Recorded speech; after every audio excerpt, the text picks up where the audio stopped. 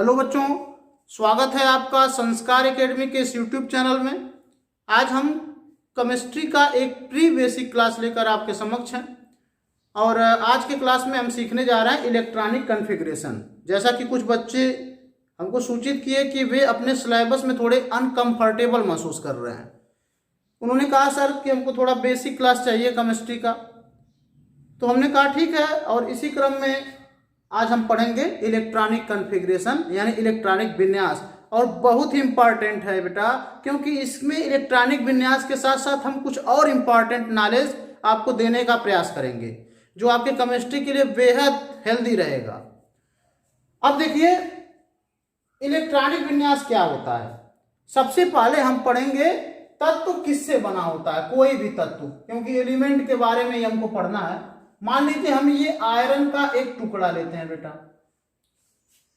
Iron तो तत्व होता है ना, तो आयरन का हमने एक टुकड़ा ले लिया और इसको हम छोटे छोटे कणों में तोड़ दिए। अब कितना भी छोटे कणों में तोड़ोगे तो इस तरीके के बुरादे मिलेंगे आपको, ठीक है, इस तरीके के बुरादे आपको मिल जाएंगे। ये क्या है, ये जो छोटे छोटे कण हैं वे क्या हैं, तो इनको हम कहते हैं अणु। क्या कहते हैं बेटा? अणु या मॉलिक्यूल भी इसको बोल सकते हो, ठीक है। इनको हम अणु कहते हैं।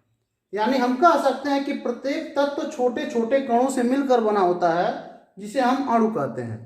कोई भी तत्व हुआ, आपके सामने कॉपर मिल जाएगा, एल्यूमिनियम मिल जाएगा, चांदी मिल जाएगा, किसी भी तत्व को अगर आप छोटे छोटे कणों में तोड़ोगे बेटा तो आपको अणु मिलेगा।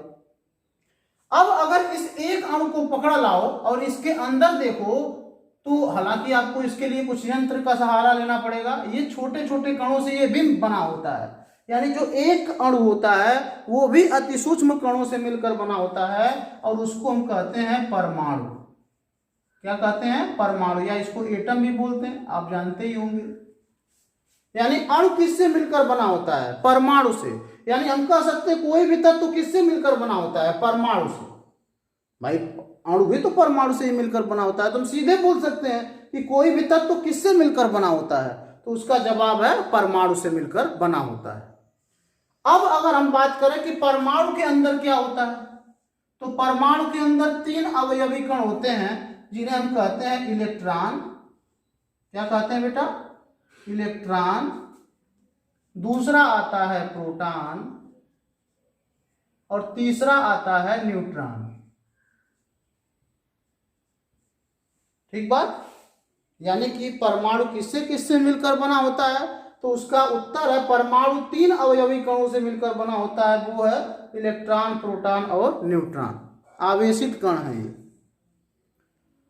यानी कि प्रत्येक तत्व के अंदर इलेक्ट्रॉन, प्रोटॉन और न्यूट्रॉन होते हैं। ये सीधी बात है, क्योंकि प्रत्येक तत्व के अंदर अणु होगा, अणु के अंदर परमाणु होगा और परमाणु के अंदर निश्चित तौर पे इलेक्ट्रॉन, प्रोटॉन और न्यूट्रॉन तो होगा ही होगा।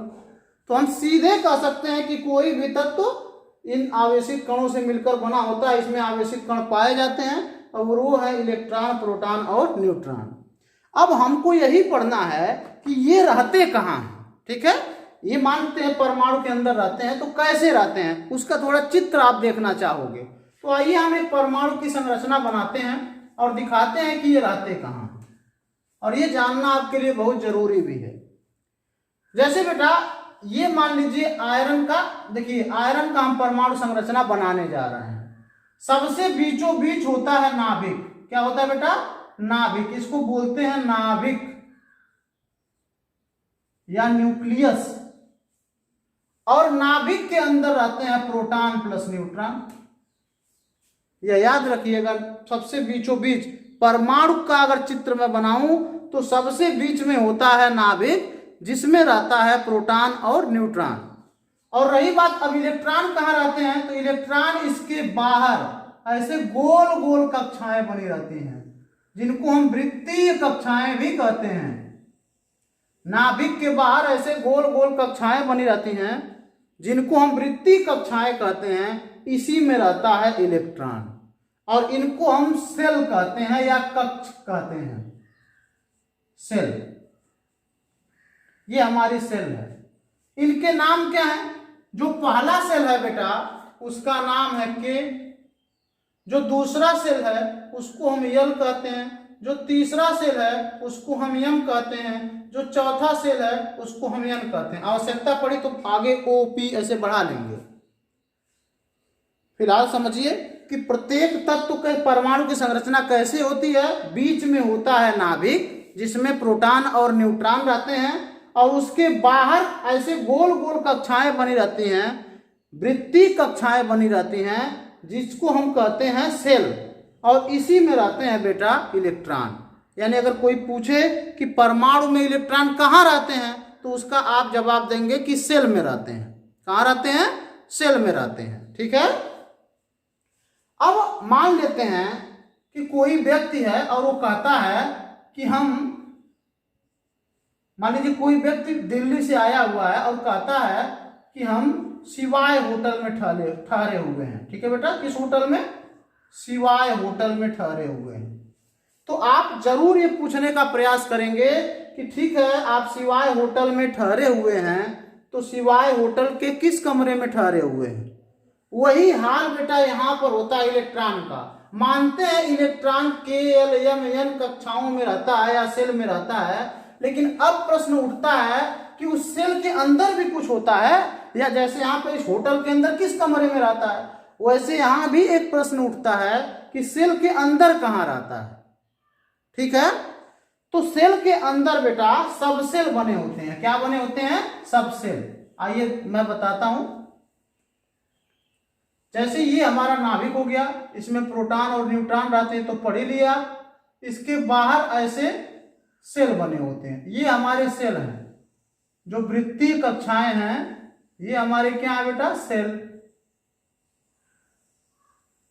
और इन सेल के अंदर सब सेल बना होता है, उपकक्ष बना होता है। कैसे रहता है वो? जैसे ये सेल नंबर 1 है ना, इसमें एक सब सेल पाया जाता है। इसमें कितना सब सेल पाया जाता है? यहां पर देखो मैं लिख रहा हूं, कक्ष नंबर 1 उसका नाम के है, ये सेल का नाम है। और सेल के अंदर क्या पाया जाता है? सब सेल। क्या पाया जाता है बेटा? सब सेल। अब के अंदर कितना सब सेल होता है? केवल एक, और उस सब सेल का नाम है यश। उस सब सेल का नाम क्या है? यश। अच्छा, दूसरे वाले कक्षा में 2 सब सेल पाए जाते हैं। दूसरे वाले कक्षा में कितने? एक यश और एक पी। पी में 3 डब्बा होता है, यश में केवल 1 डब्बा होता है। तो पहले वाले सेल में केवल एक सब सेल पाया जाता है जिसका नाम है यश। दूसरे वाले सेल में 2 सब सेल पाए जाते हैं। इस तरीके से 2 सब सेल पाए जाते हैं, एक का नाम है यश, दूसरे का नाम है पी। तो दूसरे वाले सेल में कितने सब सेल पाए जाते हैं? 2 सब सेल पाए जाते हैं, एक का नाम है यश, दूसरे का नाम है पी। यश में केवल 1 डब्बा होता है, पी में कितने डब्बे होते हैं? 3 डब्बे होते हैं। ठीक है। तीसरे वाले सेल में 3 सब सेल पाए जाते हैं। कौन कौन? एक होता है यश, दूसरा होता है पी, और तीसरा होता है डी। डी में 5 डब्बे पाए जाते हैं, 1 2 3 4, 1 2 3 4 5, इस तरीके से 5 डब्बे पाए जाते हैं। तो तीसरे वाले सेल में कितने डब्बे होंगे? कितने सब सेल होंगे? 3। एक हो गया यश, दूसरा हो गया पी, और तीसरा हो गया बेटा यहां पर बना दो डी। ठीक है, यश पी और डी। अब रही बात चौथे वाले सेल की, तो चौथे वाले सेल में कितने सब सेल पाए जाते हैं? तो चौथे वाले सेल में 4 सब सेल पाए जाते हैं। कौन कौन से? एस, पी, डी, और एक और पाया जाता है उसका नाम है एफ। इसमें 7 डब्बे होते हैं, 1 2 3 4 5 6, 1 2 3 4 5 6 7, ये है हमारा यह सब सेल। तो सब सेल कितने प्रकार के होते हैं? सब सेल आपने देखा 4 ही होते हैं, एक होता है यश, एक होता है पी, एक होता है डी, और एक होता है एफ। यश में 1 डब्बा पाया जाता है, पी में 3 डब्बे पाए जाते हैं, डी में 5 डब्बे पाए जाते हैं, और एफ में 7 खाने बने होते हैं। पहले वाले सेल में एक सब सेल केवल यस, दूसरे वाले सेल में दो सब सेल एस और पी, तीसरे वाले सेल में तीन सब सेल एस पी और डी, चौथे वाले सेल में चार सब सेल एस पी डी और एफ पाए जाते हैं। और इन्हीं सब सेल में इलेक्ट्रॉन जाकर भरते हैं, इन्हीं सब सेल में इलेक्ट्रॉन जाकर बेटा भरते हैं। सेल में तो रहते ही हैं भाई, होटल में तो जाएंगे लेकिन रहेंगे कहाँ, इन्हीं कमरों में रहेंगे। ये कमरे हैं होटल के, ऐसे समझ लीजिए। अब एक कमरे में कितने इलेक्ट्रॉन रह सकते हैं, या एक सबसेल में, एक सबसेल के एक डब्बे में कितने इलेक्ट्रॉन रह सकते हैं, तो उसका जवाब है केवल 2 इलेक्ट्रॉन। जितने डब्बे बने हुए हैं ना, उसमें सब में 2-2 इलेक्ट्रॉन भर सकते हैं। जैसे अगर पूछा जाए, यहां पर मैं मिटा दूं इसको कुछ समय के लिए, जैसे बेटा अगर पूछा जाए कि सबसेल यस में कितने इलेक्ट्रॉन रह सकते हैं, तो उसका जवाब होगा 2। सबसेल पी में कितने इलेक्ट्रॉन रह सकते हैं, तो उसका जवाब होगा 6। सबसेल डी में कितने इलेक्ट्रॉन हो सकते हैं, तो उसका जवाब है 10। और सबसेल एफ में कितने इलेक्ट्रॉन हो सकते हैं, तो उसका जवाब है 14। ठीक है, यस में केवल एक डब्बा है तो उसमें केवल 2 इलेक्ट्रॉन होंगे। पी में 3 डब्बे हैं तो 6 इलेक्ट्रॉन हो सकते हैं। डी में 5 डब्बे हैं तो 10 इलेक्ट्रॉन हो सकते हैं। एफ में 7 डब्बे हैं तो 14 इलेक्ट्रॉन हो सकते हैं। ठीक बात। अच्छा चलिए, ये तो हमने पढ़ लिया कि पहले वाले कक्षा में एक सबसेल होता है, दूसरे वाले कक्षा में 2 सबसेल होते हैं, तीसरे वाले कक्षा में 3 सबसेल होते हैं, चौथे वाले कक्षा में 4 सबसेल होते हैं। इन्हीं सबसेल में इलेक्ट्रॉन जाकर भरते हैं। ये बात याद रखिएगा कि इन्हीं सबसेल में इलेक्ट्रॉन जाकर भरते हैं। इसको आप बना लीजिए, फिर हम पढ़ते हैं आगे। तो हमने सबसेल के बारे में पढ़ लिया और हमने यह भी पढ़ लिया कि इलेक्ट्रॉन इन्हीं सबसेल में भरते हैं। अब आइए सीखते हैं इलेक्ट्रॉन भरते कैसे हैं। ठीक है, देखिए सबसे पहले हम लेते हैं सोडियम की, सोडियम 11। तो जितना परमाणु क्रमांक होता है किसी तत्व का, उसमें उतने ही इलेक्ट्रॉन होते हैं। जैसे सोडियम का ये परमाणु क्रमांक है ना, ये आपको याद करना पड़ेगा बेटा, थोड़ा सा कुछ तत्वों के परमाणु क्रमांक याद होने चाहिए। तो सोडियम का परमाणु क्रमांक है 11। इसका मतलब सीधा हुआ कि सोडियम में, सोडियम के पास या सोडियम के एक परमाणु में 11 इलेक्ट्रॉन हैं। कितने इलेक्ट्रॉन हैं? 11। और वे कहाँ कहाँ हैं, इसको कैसे पढ़ेंगे, तो आइए हम बताते हैं। वही बनाते हैं परमाणु संरचना। ठीक है, तो सोडियम का ये नाभिक हो गया। ये क्या हो गया बेटा? नाभिक। इसमें तो प्रोटॉन न्यूट्रॉन रहते हैं, उसके बारे में तुमको पढ़ना नहीं है।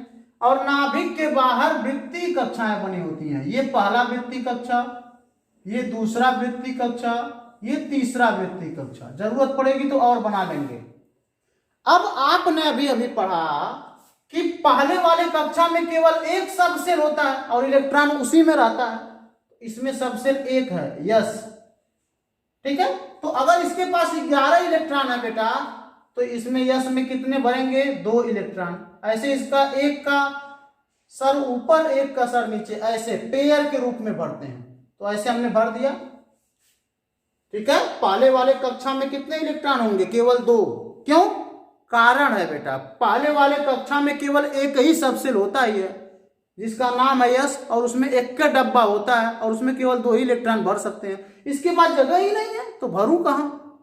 मजबूरी में हमको अब दूसरे कक्षा में जाना होगा।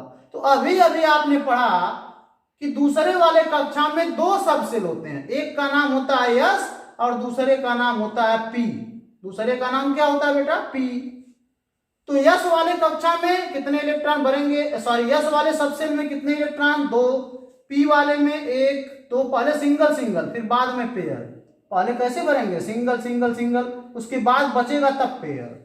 तो 2 हो गया, 2 4 हो गया, 3 7 हो गया, अभी 4 बचे हुए हैं। एक 8, एक 9, एक 10। दूसरे वाले का भी जगह खत्म हो गया ना। कैसे खत्म हो गया? अरे भाई, दूसरे वाले कक्षा में, दूसरे वाले सेल में 2 ही सबसेल होते हैं। एक का नाम होता है यस, दूसरे का नाम होता है पी।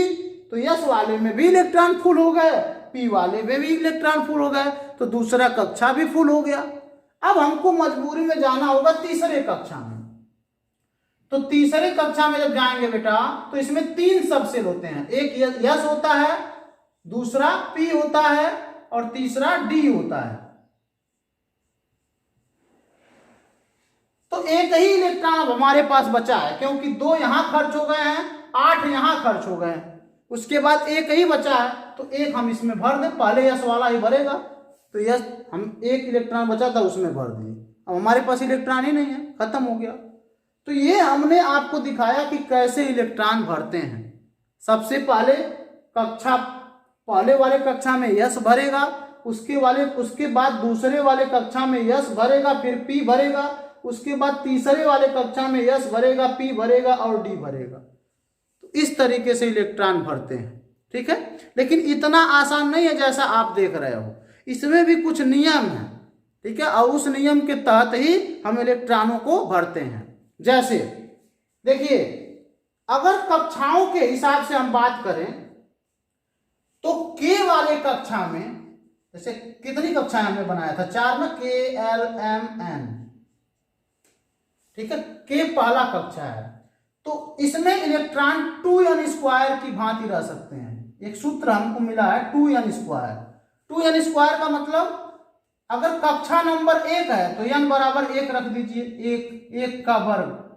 तो यहाँ पर 1 का वर्ग बेटा 1, और 1 का 2 में गुणा होगा 2। यानी इसका मतलब है पहले वाले कक्षा में कितने इलेक्ट्रॉन मैक्सिमम भर सकते हैं, तो उसका जवाब है 2 इलेक्ट्रॉन। पहले वाले कक्षा में कितने इलेक्ट्रॉन, देखो ज्यादा से ज्यादा 2 इलेक्ट्रॉन भर सकते हैं, ये सूत्र सही है ना। दूसरे वाले कक्षा में कितने भर सकते हैं, तो 2 गुणे दूसरे वाले कक्षा का निकालना है, तो n बराबर 2 रख दीजिए। तो यहाँ हो जाएगा 2 दूना 4 और दूना 8, यहाँ पे हो गया 8 इलेक्ट्रॉन। यानी दूसरे वाले कक्षा में अधिकतम 8 इलेक्ट्रॉन भर सकते हैं। ये देखिए 2 और ये 6, 8 से ज्यादा जगह ही नहीं है। तीसरे वाले कक्षा में कितने भर सकते हैं, तो 2 गुणे यहाँ पर 3 रख दीजिए, 3 का स्क्वायर, यानी 3 त्रिका 9 दूना 18 इलेक्ट्रॉन। यानी कि तीसरे वाले कक्षा में 18 भर सकते हैं। कैसे, यहाँ पर देखिए 2 इसमें भर सकते हैं, 6 इसमें भर सकते हैं, 6 2 8, और 10 डी वाले में, 8 और 10 18। यानी तीसरे वाले कक्षा में 18 इलेक्ट्रॉन भर सकते हैं। चौथे वाले कक्षा में तो 2 गुणे यहाँ पर 4 का स्क्वायर कर दीजिए, 4 चौका 16 दूना 32 इलेक्ट्रॉन भर सकते हैं। यानी चौथा वाला अगर मैं कक्षा बनाऊं ऐसे बेटा, तो इसमें यस, पी, डी और एफ चारों होंगे ना। अब इसमें जोड़ लो 2, और इसमें कितने भरते हैं, 3 कक्षा होता है ना, 6, 2 6 8, और इसमें 10 भरते हैं, 10 और 8 18, और इसमें 14 भरते हैं, 18 10 28 4 32। यानी चौथे वाले कक्षा में अधिकतम कितने इलेक्ट्रॉन भर सकते हैं, 34 इलेक्ट्रॉन भर सकते हैं। तो क्या आपने पता लगाया कि पहले वाले कक्षा में केवल 2 इलेक्ट्रॉन रह सकते हैं, दूसरे वाले कक्षा में 8 इलेक्ट्रॉन रह सकते हैं, तीसरे वाले कक्षा में 18 इलेक्ट्रॉन रह सकते हैं, चौथे वाले कक्षा में 32 इलेक्ट्रॉन रह सकते हैं। ये चीजें स्पष्ट है बेटा। चौथे वाले कक्षा में कितने इलेक्ट्रॉन रह सकते हैं, 32 इलेक्ट्रॉन रह सकते हैं। अब आइए एक हम तत्व लेते हैं, यहां पर हम ले लेते हैं क्लोरीन। क्लोरीन को ले लेते हैं, या कैल्शियम को लेते हैं, कैल्शियम 20, ठीक है। कैल्शियम का परमाणु क्रमांक कितना होता है, 20 होता है। अब देखते हैं कैसे इलेक्ट्रॉन भरता है। तो पहले वाले कक्षा में कितना भरोगे, 2 भरोगे, ये वाला सही है, ठीक है। दूसरे वाले कक्षा में 2 इसमें भरोगे, 6 इसमें भरोगे, 2 इसमें भरोगे, 6 इसमें भरोगे, कितना हो गया 8, और 8 और 2 10 हो गया। अभी 10 बचा है। अब या तो फिर से भर के दिखाऊं क्या शुरू से, चलो फिर से भर के दिखाता हूं आपको समझ में नहीं आ रहा होगा ना। देखिए 20 इलेक्ट्रॉन भरने हैं, तो पहले क्या करोगे, यस में 2 भरोगे, सही है ना। उसके बाद दूसरे वाले कक्षा में जाना पड़ेगा, क्योंकि यस में पहले वाले कक्षा में केवल एक ही उपकोष होता है, यस, और वो भर चुका है। उसके बाद दूसरे वाले कक्षा में जाएंगे, यस को भरेंगे 2 और पी को भरेंगे 6, 1 2 3 4 5 6। तो दूसरे वाला भी फुल हो गया, क्योंकि दूसरे वाले में 2 ही उपकोष होते हैं, एक यस और एक पी, तो दोनों भर गए, फुल हो गया। और अब हमारे पास कितने इलेक्ट्रॉन अभी बचे हैं, 8 और 2 10 भर चुके हैं, अभी 10 इलेक्ट्रॉन बचे हैं। अब तीसरे वाले में जाएंगे, किसको भरेंगे, एस को, ठीक है। तीसरे वाले में एस को भर दिए और पी को भर दिए। अब देखिए क्या हो गया, 2 यहां 8 यहाँ 10, 2 12 और 6 18, 18 इलेक्ट्रॉन भर गए। अभी 2 इलेक्ट्रॉन हमारे पास बचा है, 2 इलेक्ट्रॉन हमारे पास बचा है। अब उसको कहाँ भरें? तो आप कहेंगे सर जी तीसरे वाले का डी भर दीजिए। भाई तीसरे वाले में एस भर गया, पी भर गया, ये डी बचा हुआ है, तो तीसरे वाले का डी भर दीजिए। जी नहीं, यही हम गलतियां करते हैं, तीसरे वाले का हम डी नहीं भरेंगे अभी। क्यों? एक नियम होता है बेटा, अगर आपके कक्षा में 8 इलेक्ट्रॉन हो जाएं तो इलेक्ट्रॉन अगली कक्षा में प्रवेश करने लगता है। याद रखिए, अगर कक्षा में 8 इलेक्ट्रॉन हो जाएं तो इलेक्ट्रॉन अगली कक्षा में प्रवेश करेगा और वहां से एक उपकोष को भरकर फिर पिछली कक्षा में आएगा। जैसे यहां पर 8 हो गए ना, 2 इसमें भर गए, 6 इसमें भर गए। अभी हमारे पास 2 इलेक्ट्रॉन हैं, लेकिन हम डी को नहीं भर सकते। मजबूरी क्या है कि नियम होता है कि अगर 8 इलेक्ट्रॉन हो जाएं तो अगली कक्षा में जाना पड़ेगा। 8 इलेक्ट्रॉन हो जाए तो किस कक्षा में जाना पड़ेगा? अगली कक्षा में। अब यहां पर देखिए 8 इलेक्ट्रॉन हो गए थे, उसके बाद कोष ही नहीं बचा था, उपकोष ही नहीं बचा था, तो हमको मजबूरी में अगली कक्षा में जाना था। यहां हमने 2 भर दिया, यहां 6 भर दिया, अभी यहां पर डी बचा है और हमारे पास 2 इलेक्ट्रॉन भी बचे हैं। नियमतः इसी में भराना चाहिए था, लेकिन नहीं, नियम यह है कि अगर 8 इलेक्ट्रॉन हो जाए तो आपको अगली कक्षा में एक उपकोष को भर के फिर पीछे आना पड़ेगा। यानी ऐसा नहीं कि ये नहीं भराएगा। यहां पर देखिए के में 2 इलेक्ट्रॉन का जगह था, भर गया। एल में 2 इलेक्ट्रॉन का जगह था, भर गया।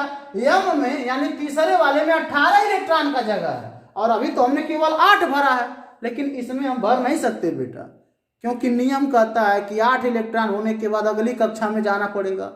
तो इसीलिए हम किसमें भरेंगे? इसमें भरेंगे। अब तो बचा ही नहीं, अगर बचा होता ना तो हमको फिर यहाँ पर आकर ये भरेगा, ऐसी बात नहीं है। अब ये वाला भर गया, फिर पीछे आएगा, ये भरेगा, फिर ये भरेगा, तो बड़ा घमंजा हो जा रहा है ना बेटा कि कैसे हम जानेंगे पीछे आना है कि नहीं आना है। तो इसके लिए एक नियम बनाया गया है, उसको हम समझ लेते हैं, आफ-बाऊ का नियम।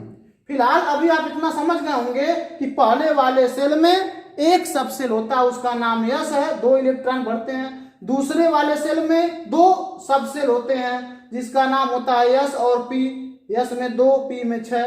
तीसरे वाले सेल में 3 सबसेल होते हैं, एस, पी और डी। चौथे वाले सेल में 4 सबसेल होते हैं, एस, पी, डी और एफ। ठीक है, आप ये भी जान गए कि किस में कितने इलेक्ट्रॉन भरेंगे। यस में 2, पी में 6, डी में 10 और एफ में 14 इलेक्ट्रॉन भरते हैं। ठीक बात बेटा। अब इसको मिटाते हैं थोड़े समय के लिए और आफ-बाऊ के नियम को पढ़ते हैं।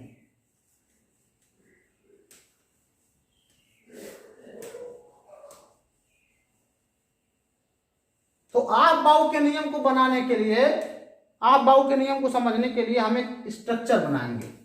जैसे देखिए बेटा, पहले वाले कोष में कितने सबसेल होते हैं? केवल एक। ये पहला वाला कोष है, उसमें केवल एक सबसेल होता है, उसका नाम क्या है? यस। दूसरे वाले में 2 सबसेल होते हैं, तो दूसरे के आगे 2 लिखेंगे, 2s और क्या होता है बेटा? 2p होता है। तीसरे वाले में 3 सबसेल होते हैं, 3s, 3p और 3d। चौथे वाले में 4 सबसेल, 4s, 4p, 4d और 4f। ठीक है, पांचवें वाले में भी 4 ही होंगे। 4 हमने बताया कि 4 से ज्यादा सबसेल नहीं होते हैं, तो पांचवें वाले में भी 4 ही सबसेल होंगे, 5s, 5p, 5d, 5f। छठे वाले में भी 4 बना सकते हैं, 6s, 6p, 6d, 6f। सातवें वाले में बना सकते हैं 7s, 7p, 7d, ऐसे बना सकते हैं आप, 7f। ठीक है, अब क्या करना है, इसको ऐसे लिख सकते हो ना, पहले वाले में 1 सबसेल 1s, दूसरे वाले में 2 सबसेल 2s, 2p, तीसरे वाले में 3 सबसेल 3s, 3p, 3d, चौथे वाले में 4 subshell 4s, 4p, 4d, 4f, पांचवें वाले में भी 4, 4s, 4p, 4d, sorry 5s, 5p, 5d, 5f, छठे वाले में भी 4, सातवें वाले में भी 4, ऐसे बना सकते हैं आप। अब क्या करना, आपको ऐसे तिरछा इनको काटना है, ऐसे पटरी की सहायता से, स्केल की सहायता से आप इसको काटिएगा, ऐसे आप काट सकते हैं। ठीक है बेटा, ऐसे तिरछा काट सकते हैं ना, आसान है।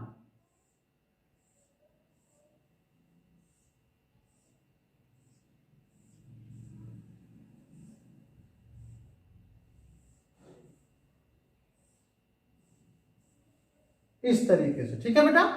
अब इसको थोड़ा ऐसे डाट डाट डाट डाट करके पीछे मिला देंगे, ऐसे डाट डाट डाट डाट करके पीछे मिला देंगे। ये तीर इसका इधर दिखा देंगे क्योंकि इधर ही जा रहा है, ये तीर इधर दिखा देंगे, इधर दिखा देंगे, इधर दिखा देंगे, ऐसे।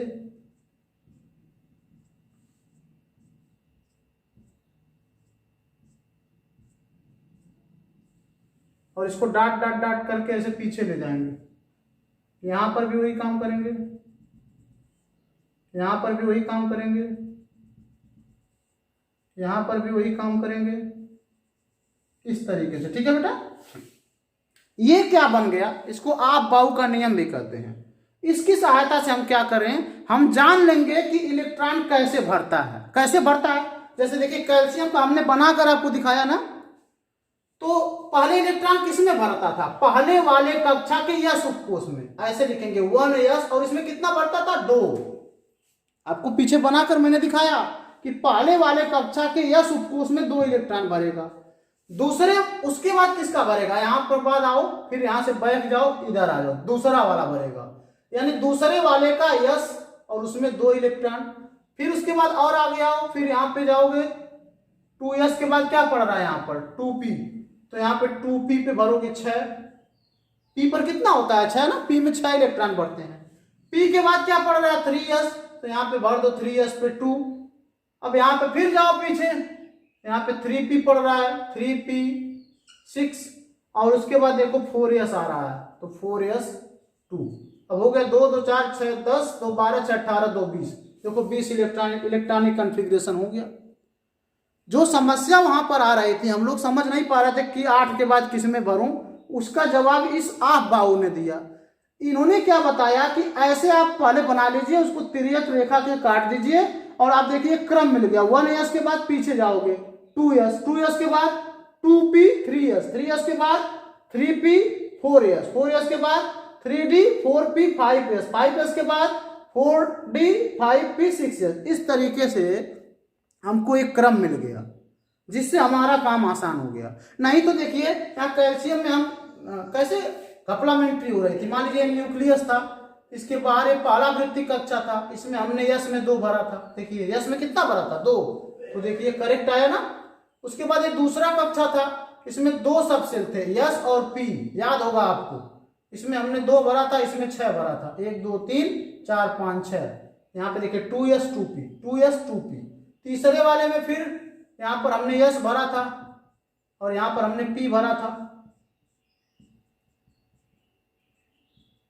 लेकिन डी भी इसमें था। इसमें क्या था बेटा, डी भी था, लेकिन डी को हमने भरा नहीं था। तो देखिए तीसरे वाले में किसको भरा, 3s2 3p6, 3d कहीं भरा है, नहीं भरा है। देखिए ये आप बाऊ करेक्ट बताता है कि यहाँ 3d को नहीं भरना है, पहले किसको भरना, इस चौथे वाले में यस को। हमने नियम समझाया ना कि 8 इलेक्ट्रॉन होने के बाद अगले कक्षा में भरेगा।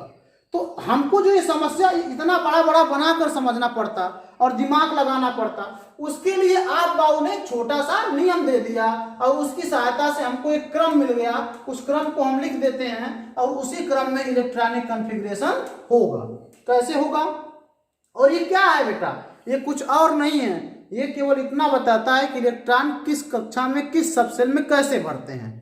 तो आइए हमको क्रम क्या मिला है, पहले मिला है 1s, उसके बाद मिला है 2s 2p, यहाँ पे देखिए 2s, उसके बाद 2p, उसके बाद 3s के बाद बेटा यहाँ पे 3p के बाद 4s के बाद 3d के बाद 4p के बाद 5s के बाद 4d के बाद 5p के बाद 6s 6s के बाद फिर पीछे 4f, 4f के बाद 5d, 5d के बाद 6p, 6p के बाद 7s, 7s के बाद 5f, ऐसे ऐसे और आप लिख लीजिएगा। तो एक हमको ये क्रम मिल गया और इसी क्रम की सहायता से हम आगे करने वाले हैं इलेक्ट्रॉनिक विन्यास, और आसान हो गया। लेकिन हमने आपको उसके अंदर की सारी बात बताई कि किस तरीके से इलेक्ट्रॉन किस कक्षा में कैसे भरते हैं, कितने सेल होते हैं, कितने सब सेल होते हैं, उन सब सेल में इलेक्ट्रॉन कैसे भरते हैं, वो सभी जानकारी हमने आपको दी। उम्मीद करते हैं आपको समझ में आ रहा होगा। इसको नोट करिए, फिर हम कुछ तत्वों के एग्जाम्पल के माध्यम से आपको इलेक्ट्रॉनिक विन्यास करके दिखाते हैं। नोट करिए इसको, तो हम उदाहरण लेकर उसका इलेक्ट्रॉनिक विन्यास करके आपको दिखाते हैं। बहुत ही आसान है। जैसे कि हम ले लेते हैं आयरन का, पहले लेते हैं आयरन Fe का कितना होता है 26, ठीक है। तो आइए इसका इलेक्ट्रॉनिक विन्यास कैसे करेंगे। अब ये क्रम मिल गया है ना, बहुत आसान हो गया, ये क्रम मिल गया, बेहद आसान है। कैसे करेंगे, 1s2 2s2, ये देखिए 2s2, और ये क्रम कैसे मिलेगा ये तो बनाने के लिए मैंने आपको बता दिया। 2s2, उसके बाद 2p6, 3s2, 3p6, कितना हो गया 2 2 4 6 10 2 12 6 18, 4s2 18 2 20, 3d6, 2 2 4 6 10 2 12 6 18 2 20 और 6 26, ठीक है। तो डी में 10 हो सकते थे, लेकिन हमारे पास 6 ही बचा, 2 2 4 6 10 2 12 6 18 2 20 हो गया था। डी में अभी 10 भर सकते थे, लेकिन 6 ही बचा है तो वही छोड़ देंगे। ये इसका इलेक्ट्रॉनिक विन्यास हो गया। आसान हो गया ना, ये क्रम मिलने से हमको बहुत आसान हो गया। नहीं तो हमको सोचना पड़ता कि किसमें किसको भरे, 8 हो गया तो अगली कक्षा में जाना है, ये सब बातों पे ध्यान देना पड़ता, और उन सब बातों पर ध्यान देकर ही ये आपको सीरीज बना दी गई, ठीक है। अब आइए देखते हैं दूसरे का। यहाँ पर हम लेते हैं क्लोरीन। क्लोरीन का 17 होता है। क्लोरीन के पास कितने इलेक्ट्रॉन होते हैं 17, तो भरिए 1s2 2s2 2p6 3s2, 2 2 4 6 10 2 12, उसके बाद 3p5 कर दीजिए। p पर 6 हो सकते थे, लेकिन 2 2 4 6 10 2 12 हो गए, 5 ही बचा, तो 3p5 कर दीजिए, ठीक है बेटा। अब देखिए क्लोरीन के बाद आप ले लीजिए पोटेशियम 19 को, ठीक है। पोटेशियम को ले लीजिए, जिसका परमाणु क्रमांक कितना होता है 19। भरिए 1s2 2s2 2p6 3s2 3p6। अब देखिए 2 2 4 6 10 2 12 और 6 18 हो गए। 3p के बाद क्या आ रहा है 4s, तो यहाँ पे लिखिए 4s1। अब देखिए 4s1 हो गया। आसान है ना बेटा। अब एक ही बचा है यस पे, भाई हमारे पास एक ही इलेक्ट्रॉन बचा है तो हमने एक ही लिखा है। फास्फोरस का बना सकते हैं 15। क्या करेंगे 1s2 2s2 2p6 2 2 4 6 10 3s2 10 2 12 3p3 12 और 3 15 2 2 4 6 10 2 12 और 3 15। तो आप देखें कि कितना आसान हो गया। ये हमको मिलने के कारण, ये जो हमको क्रम से मिल गया, उपकोषों का संख्या, उपकोषों का क्रम मिल गया, उसको मिल जाने के कारण हमको इलेक्ट्रॉनिक विन्यास करना आसान हो गया। बशर्ते हमको परमाणु क्रमांक याद होना चाहिए, तो हम आसानी से, और ये अगर बनाने आ रहा है, बनाना बेहद आसान है, लाइन से लिखकर तिर्यक रेखा से काट देना है, ठीक है। और एक सीरीज मिलता है, ऐसे पीछे पीछे करके लिख लेना है। तो ये आपका हो गया। अब ऐसे ही आप अपनी बुक में बहुत सारे तत्व होंगे, ठीक है। परमाणु क्रमांक 1 से लेकर 50 तक के सारे तत्वों का आप इलेक्ट्रॉनिक कॉन्फ़िगरेशन या इलेक्ट्रॉनिक विन्यास लिख डालिए, फिर आपका इलेक्ट्रॉनिक विन्यास एकदम आसान हो जाएगा। अब अगले हम बेसिक क्लास में बेटा इलेक्ट्रॉनिक विन्यास के आधार पर कौन कौन सी जानकारियां हमको मिलती हैं उसको सीखेंगे। मिलते हैं अगले क्लास में एक नए प्री बेसिक क्लास के साथ। उम्मीद करते हैं कि आज का क्लास आपको बड़ा ही मस्त लगा होगा। तो आप तब तक अपनी तैयारी जारी रखिए और प्री बेसिक क्लास में जुड़ते रहिए, आपकी केमिस्ट्री बहुत ही मजबूत होगी। Thank you for watching this video. Have a nice day.